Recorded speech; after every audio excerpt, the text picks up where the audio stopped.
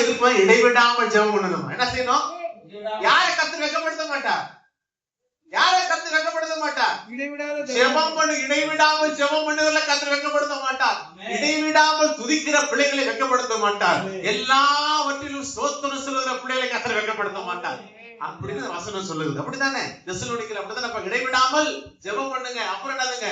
எல்லாவற்றிற்காகவும் ஸ்தோத்திரம் செய்யுங்க. அப்புறம் இன்னொரு மேல என்ன சொல்லுது? எப்பொழுதும் சந்தோஷமா இருக்கு. ஒரு ஆமென் சொல்லுங்களேன்.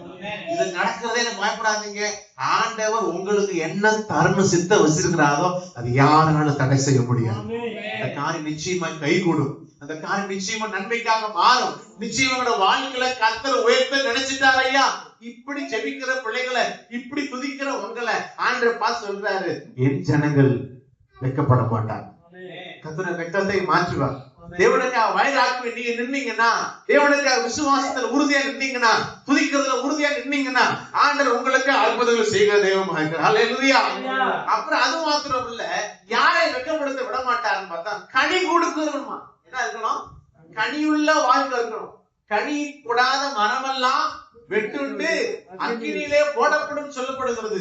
நீங்களும் நானும் கனி கொடுக்கணும். கனின்னு சொன்ன உடனே என்ன அதிகாரம், என்ன புத்தகம் ஞாபகம் வருகிறது? கலாத்தியர் எடுத்துக்கொள்ளுங்களேன். கலாத்தியர் எடுத்துக்கொள்ளுங்க பார்க்கலாம். கலாத்தியர் 5ஆம் அதிகாரம் 22, 23 வாசிக்க பார்க்கலாம். ஆவியின் கனியோ அன்பு, சந்தோஷம், சமாதானம், நீடிய பொறுமை, தயவு, நற்குணம், விசுவாசம், சாந்தம், இச்சையடக்கம். எத்தனை கனி இருக்குது? 9 வகையான கனிகளை கொடுக்கிற பிள்ளைகளை கர்த்தர் வெட்கப்படுத்த மாட்டார். நம்ம என்ன பண்ணிடுறோம்? ஆண்டவரை வெட்கப்படுத்த மாட்டா. இப்படியே வெறும் வசனத்தை மாத்திரம் சொல்லக்கூடாது. உங்க வாழ்க்கையில இந்த 9 விதமான கனி கொடுக்கிற பிள்ளைகளை கர்த்தர் வெட்கப்படுத்த விட மாட்டார். ஒரு அல்லேலூயா சொல்லுங்க. நீங்க முத கனி கொடுக்குறீங்களா? நீங்க முத தேவனுக்காக வைராக்கியம் நிக்கிறோமா? தேவன் ஒவ்வொரு நாளும் உங்களை பிரியப்படுகிறாரா? உங்க வாழ்க்கை இன்றைக்கு ஒருவேளை கர்த்தருடைய வருகை வருமாயானால் நீங்க எங்க இருக்க போறீங்க? நீ கர்த்தருக்காக வைராக்கியம் நின்றீங்கன்னா ஆண்டவங்களை கைவிடாம உயர்த்துவார். யாரை உயர்த்துவார்? கனி கொடுக்கிற பிள்ளைகளை கர்த்தர் கைவிட மாட்டார். கனி கொடுக்கிற பிள்ளைகளை வெட்கப்படுத்த மாட்டார்.